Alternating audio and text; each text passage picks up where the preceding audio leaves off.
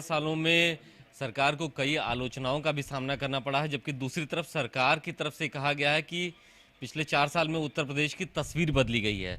तो ऐसे में हकीकत क्या है, क्या सोचते हैं उत्तर प्रदेश सरकार के मंत्री? स्वास्थ्य मंत्री हमारे साथ हैं, जयप्रताप सिंह जी।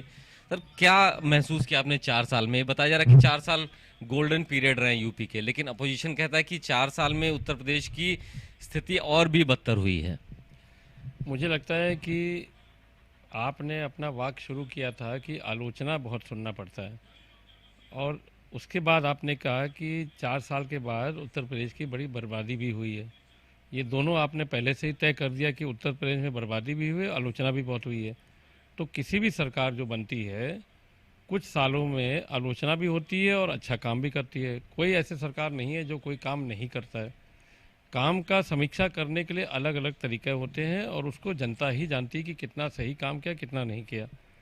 तो उस हिसाब से आप जाएंगे तो जो उत्तर प्रदेश का 24 करोड़ का आकार है, पहले काम तो हम लोग ने उसका बजट बढ़ाने का किया था कि उस बजट को उस आकार के हिसाब से बनाए, और हमारा विज़न क्या है, उस विज़न को हम जब उसको लागू करेंगे तब हम बना पाएंगे, एक विज़न बना पाएंगे कि किस तरह का हमको विकास करना है।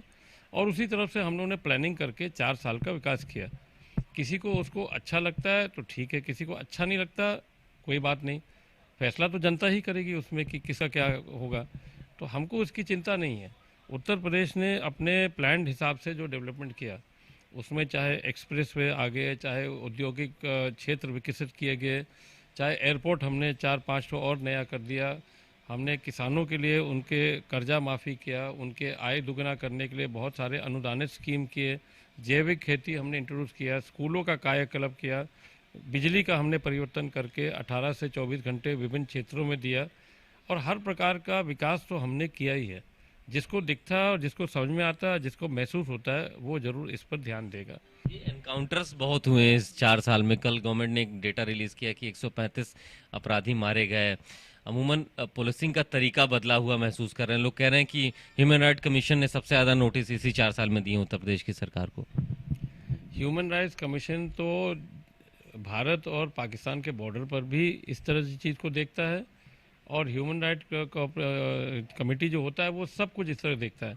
सवाल फिर आता है कि अगर आपके यहाँ उत्तर प्रदेश में अपराधी का पूरा बोलबाल है, संगठित अपराध है, माफिया का पूरा एक जाल बना हुआ है, उसको आप कैसे डील करेंगे? अगर आपका सिपाही पर गोली चलता है, आपके इंस्पेक्टर मारे जाते हैं, तो आप क्या चुप होकर तो खड़ा नहीं हो पाएंगे? सख्ती से काम तो करना ही पड़ेगा।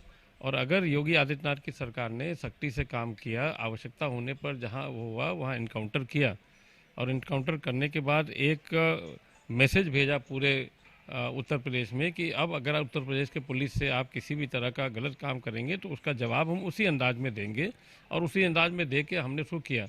आप बताइए कि इसके पहले जब भी अपराधी जो पकड़ा जाता था, संगठित अपराधी या माफिया लोग, कभी उनकी संपत्ति कुर्क नहीं होती थी, कभी उनकी संपत्ति पर जांच भी नहीं होती थी। आज उनकी संपत्ति ढहा गया है, आज उनकी संपत्ति कुर्क करके 1000 करोड़ से ऊपर हमारे खजाना में भी आ गया, और एक संदेश पूरे उत्तर प्रदेश चला गया कि इस तरह का कोई भी गतिविधि होगा तो हम उसको तत्काल जवाब देने के लिए तैयार हैं। हमसे बात करने के लिए। तो जनता एक मौका और देगी, ये उम्मीद जताई जा रही है 4 साल के काम को देखते हुए। और अब ये देखना होगा कि अगले साल सरकार के जब 5 साल पूरे होंगे, चुनाव होंगे, तो जनता इन 5 सालों पर कितने नंबर देगी। कैमरामैन गिरीश के साथ अभिषेक पांडे, भारत समाचार, लखनऊ। अभी रुकेंगे एक छोटे से ब्रेक के लिए।